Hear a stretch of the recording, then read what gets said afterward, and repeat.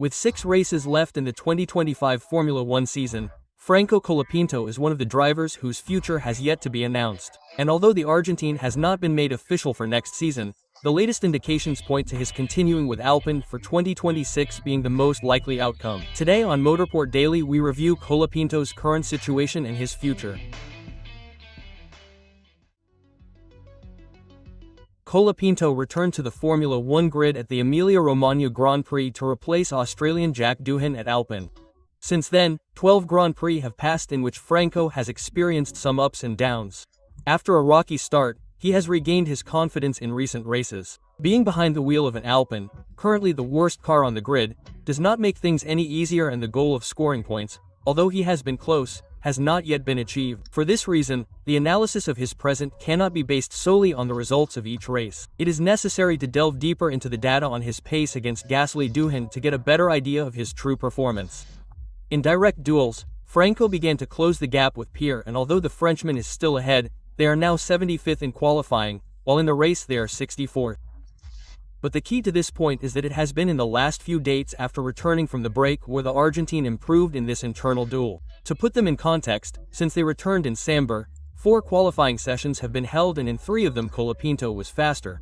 Although we could eliminate the last one in Singapore where, although Franco was doing better, Gasly suffered a mechanical problem that caused him to retire. Even eliminating this one, as you can see in the compilation of data taken from BigDataF1.com, from Hungary, the trend favors Colapinto in terms of time, who was ahead.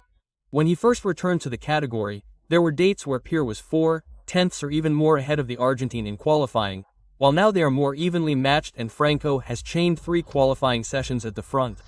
In the overall season average, the percentage stands after Marina Bay at 0.189 in favor of Gasly, a difference that, if we take into account the quality of the French driver who has scored 20 points this year and his experience, speaks volumes about the progress Colapinto has made. Now in the race, according to the reference of the Delta data analysis that compiles the pace in clean air, Franco has been faster than Pierre for 4 consecutive races. The difference is actually narrow, but as you can see in this table, he is doing a little better from Monza. It does not count from Samber, because although Franco was also faster on that date, there is no comparison in clean air. All this data does not reflect any other type of reality that is not noticeable from the perspective of the casual spectator. Because obviously if you look at these results only thinking about the driver's position, then the conclusion should not be good. However, several of those races have been subject to strategy, slow stops, Alpine's poor pace, or Sambor's conflict where Pierre obstructed him when he was fighting for the top 10. Taking into account the context and that here the evaluation must be made directly with Gasly, the numbers confirm that Colapinto has improved in this part of the year with Alpine. Now, is this enough to continue? What does Alpine think of his current situation? Steve Nilsson, director of Squaria Gala, had the following to say after the competition in Singapore. "I think it's difficult for any of the new drivers who arrive. We've seen ups and downs in many of them who come from F2. Franco had a difficult start. We've seen how he's stabilized and calmed down a bit. He's already taken a half stone in the last 2 or 3 races, I would say, so he's up to par, which is the good thing. We don't know where that slope will end or if it will continue. We hope so, and then we will make a decision about Franco and whoever else is in the spotlight when necessary, but there are still a few races to go for that." Nilsson responds cautiously, but confirms what he explains from the data. There is an upward trend in Colapinto's progress compared to Gasly, but it is clear that notification of a decision on his future would not come until November when more things are resolved. And according to journalist Joe Sawar, who is sometimes right, sometimes not, Franco will most likely keep his seat if his performance continues to improve and his sponsors maintain the investment they are making.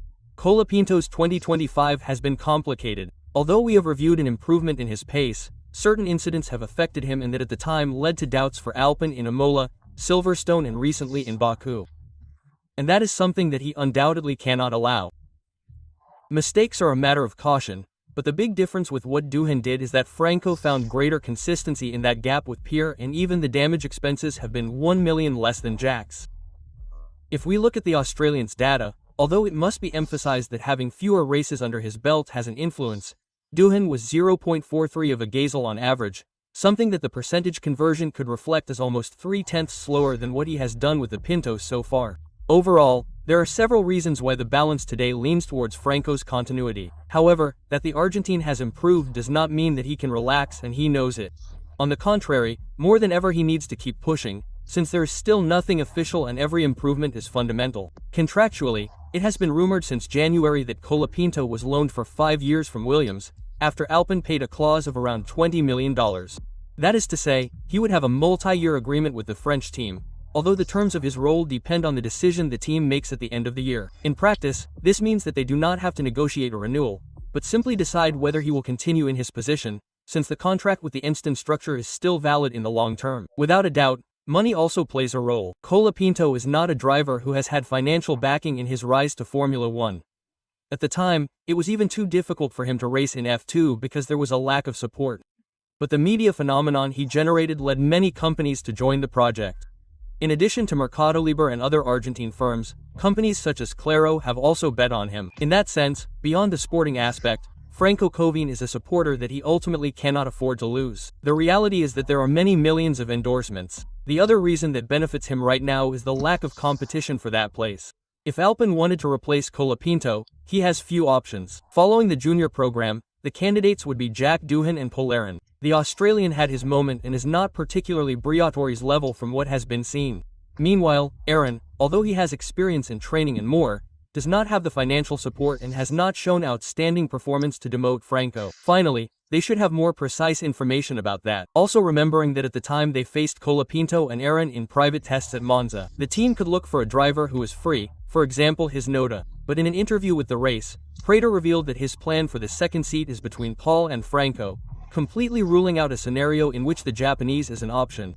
At the time it was said that perhaps Alex Dan would do a test with Alpine, but we already reviewed days ago that the Irishman's path seems to be with the Red Bull structure, and in F2 there are drivers like Fornaroli, who they could sign for their program, remembering that the Italian is not part of any academy. But right now, emphasizing what Flavio said, ultimately, they are not looking outside the structure. At the time, speculation was that Alpine analyzed the options of Perez and Bottas, but since both went to Cadillac, the possibility of bringing someone with such experience was ruled out.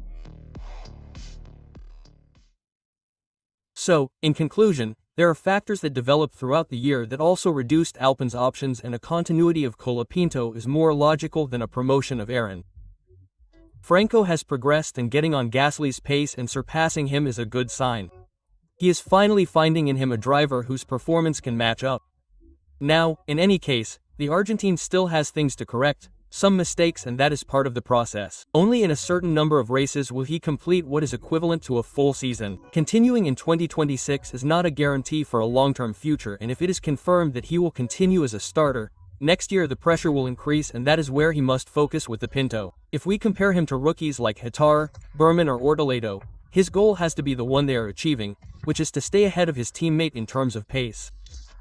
Because the pace data we reviewed at the beginning of the video, beyond a result or whether he gets points, is what will confirm his place. Now, Alpine will surely have a better car in 2026, and the Mercedes engine will propel them. Based on this, the internal assessment in the team is that they should give him a chance with a machine that would be much more competitive than the current one, because the current car is not up to par, and that is where Colapinto, starting the season from scratch, will have the ultimate challenge. But anyway, as I say, the information available points to continuity, all subject to how he ends up performing in the coming dates. And this tour of America is what will lead to Alpine confirming his decision. What do you think will happen with Colapinto? If you liked the video, don't forget to leave your like, subscribe if you haven't already, and activate notifications so you don't miss any of our content.